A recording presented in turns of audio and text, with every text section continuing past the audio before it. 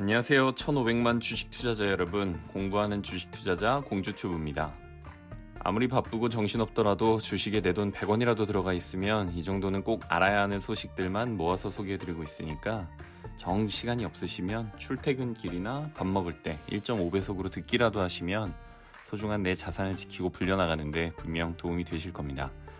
자, 그럼 2024년 9월 20일 2차 전지 소식 바로 시작하겠습니다. 오늘의 주요 소식입니다. 아무래도 주말이다 보니까 소식이 많지는 않네요.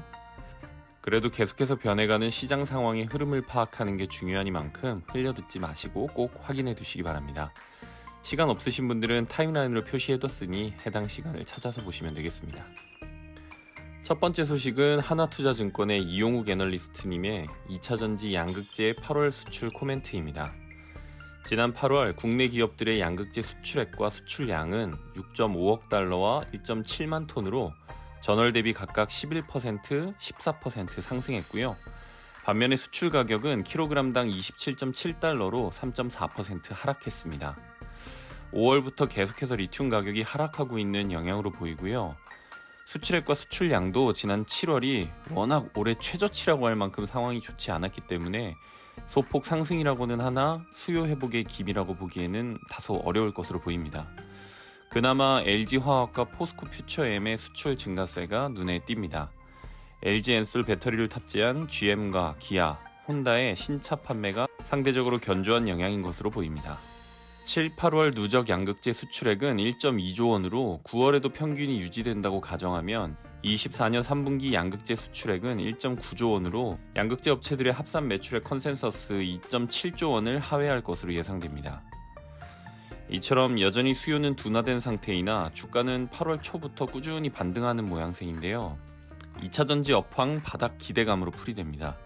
해리스의 지지율 상승과 독일의 전기차 세액 공제 부활도 영향이 있을 것으로 보이고요.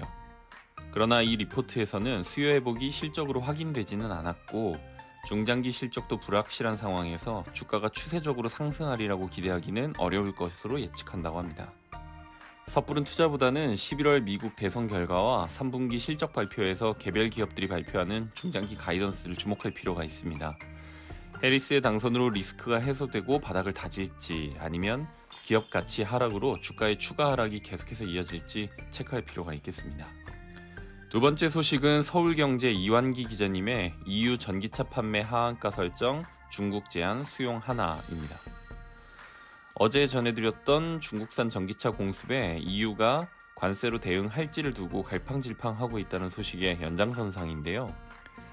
19일 유로뉴스 등의 보도에 따르면 발디스 돈브로스키스 EU 통상 담당 수석 부집행위원장은 왕원타워 중국 상무부장과 회동한 뒤 양측은 중국 전기차와 관련해 효과적이고 집행 가능하며 세계 무역기구와 호환되는 해결책을 찾기 위해 노력하기로 했다라고 말했습니다.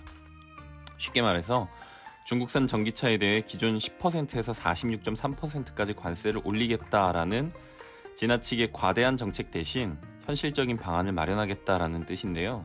EU를 이렇게까지 설득하다니 중국 정부의 노력과 역량이 정말 대단하긴 한 것 같습니다. 지난번에 중국이 EU의 과잉 보조금 우려를 해소하겠다며 제시한 판매가 하한선 제한을 다시 검토할 것으로 보입니다. 1차적으로는 거부 의사를 밝혔지만 이후 독일, 이탈리아, 스페인 등이 중국산 전기차에 고효율의 관세를 부과하는 것에 반대하고 나선 것이 영향을 준 것이 아니냐는 분석입니다. 왜 반대하는지는 지난 영상에서 알려드렸죠. 유럽 시장은 우리나라에서도 매우 중요한 시장이니만큼 이번 결정이 미칠 영향이 꽤나 크다고 할 수 있습니다. 25일에 관련해서 투표가 진행될 예정이니 계속해서 주목해 보도록 하겠습니다. 마지막 소식입니다. 서울경제 노해철 기자님의 전기차 판매량 디젤차 추월했다. 결국 전동화가 대세가 될 것이라는 기사입니다. 올해 1월부터 7월까지 계속해서 디젤차 판매량보다 저조했던 전기차 판매량이 8월 판매량까지 합산했을 때 디젤차를 추월했다는 소식인데요. 하이브리드를 제외한 순수 전기차 기준입니다. 이는 전기 승용차 내수 판매량을 집계하기 시작한 2021년 이후 처음 있는 일입니다. 그동안은 역전은커녕 한참 못 미쳤었죠. 아무래도 국내 부동의 1위인 현대자동차의 전동화 의지 영향이 크지 않았나 싶습니다. 이러니 저러니 해도 지난달 28일 현대차 장재훈 사장이 전기차는 궁극적으로 가야 할 길이 맞다라고 말한 것은 물론 지속적으로 전기차와 관련된 기술 개발과 투자를 확대하고 있는 상황이죠. EV3, 캐스퍼 일렉트릭 등 소형 전기차 신모델이 출시해서 큰 인기를 끌고 있는 것은 물론이고요. 반면 디젤차의 퇴출은 점점 빨라지고 있습니다. 당장 내년부터는 서울 4대문 안에서 4등급 디젤차의 운행이 금지되고 2030년부터는 서울 전역으로 확대될 예정입니다. 서울뿐만 아니라 다른 지역도 노후 디젤차에 대한 규제를 강화하고 있고 기존에 생산, 판매하던 차량들도 단종 수순을 밟고 있고요. 국내 완성차 업체들은 전기차 모델 확대와 상품성 개선에 적극적으로 나서면서 치열한 경쟁을 벌이고 있습니다. 일시적인 수요 둔화는 있을 수 있으나 전기차로의 전환은 틀림없는 흐름이며 앞으로 전기차 시장의 성장세는 더 가팔라질 것으로 전망됩니다. 이 흐름에 국내 기업들이 잘 올라타서 좋은 성과가 있었으면 좋겠습니다. 오늘 준비한 소식은 여기까지입니다. 내일은 일요일이라 기사나 애널리스트 리포트가 없을 예정이라 하루 쉬고 월요일에 뵙겠습니다. 즐거운 주말 보내세요. 오늘 영상이 조금이라도 도움이 되셨다면 좋아요 한 번만 꾹 눌러주시고 구독까지 해주시면 앞으로도 계속 이 정도는 꼭 알아야 하는 중요한 정보들 엄선해서 전달해드리도록 하겠습니다. 감사합니다.